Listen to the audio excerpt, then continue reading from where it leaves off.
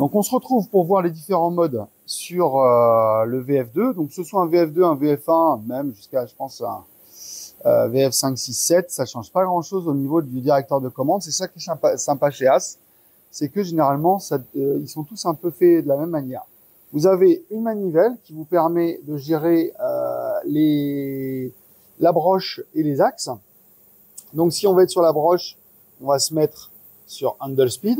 Si on est sur les axes, on va se mettre sur handle feed. Voilà. Donc les différents axes, on peut les avoir là. Les différents incréments de déplacement. Donc là, on a le micron, le centième, le dixième, le millimètre. Donc le millimètre, vraiment, c'est quelque chose que je ne préférais pas que vous fassiez tant que vous n'êtes pas absolument à l'aise sur la machine. Et même quand vous êtes à l'aise, vous verrez, c'est quand même source de possibilités de casser un palper, de casser un outil, etc., etc. Donc voilà, vous avez le mode MDI dans lequel on a le programme actuel. En fait, c'est celui qu'on a fait pour le démarrage de la machine. On peut enlever ce programme en mettant Erase Programme. Voilà. Et c'est dans ce mode-là qu'on va être en capacité d'envoyer des codes pour d'exécuter des codes en ISO. Donc par exemple, je vais lui mettre T6. Donc si je me suis trompé, cancel. T6 M6. Entrée. Donc là, quand j'ai fait entrer, ça apparaît sur le dessus là. Et je vais pouvoir faire des par-cycles.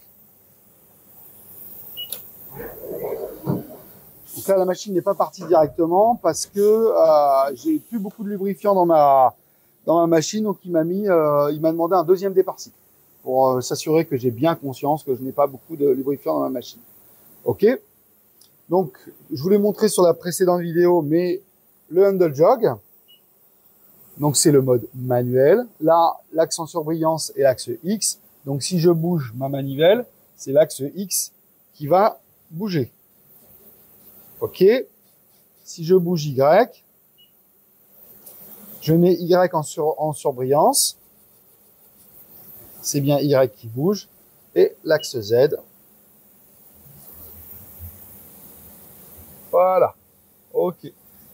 Donc là, on a tout dans la machine, on a tout un ensemble de choses qui vont nous permettre de faire des choses en automatique.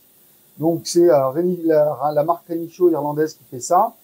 Donc un palper, ce qu'on appelle un champignon, un palper de table, et un palper 3D que je vais aller chercher. Comme ça, vous allez voir. Et puis vous allez voir où il est sur la machine. Donc sur les VF2, il est en T30. Et sur les VF1, on voit là-bas, le VF1, il y en a un là, il y en a un là. Ils sont en T20 puisque ce ne sont qu'un chargeur d'outils. Donc la politique de l'établissement, c'est de mettre le chargeur, le palper en dernier, dans la dernière slot. Donc je fais un reset, je mets T30 M6, entrée. Ah, je ne suis pas en mode MDI, je passe en mode MDI. J'erase le programme. Donc, il y a deux choix. Soit j'erase le programme, j'efface le programme en bon français. Soit, à la place de T6, je vais mettre T30. Et puis, je vais faire un alter. Et vous voyez que ça passe sur le code que je veux éditer. Donc, T30. M6, entrée, départ-cycle.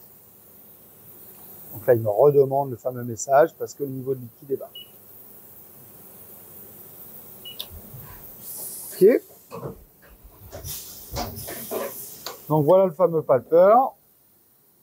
Voilà, donc vous voyez que dans ce mode MDI, dans ce mode handle jog, on peut exécuter quelques petites routines, quelques petites étapes qui vont être essentielles à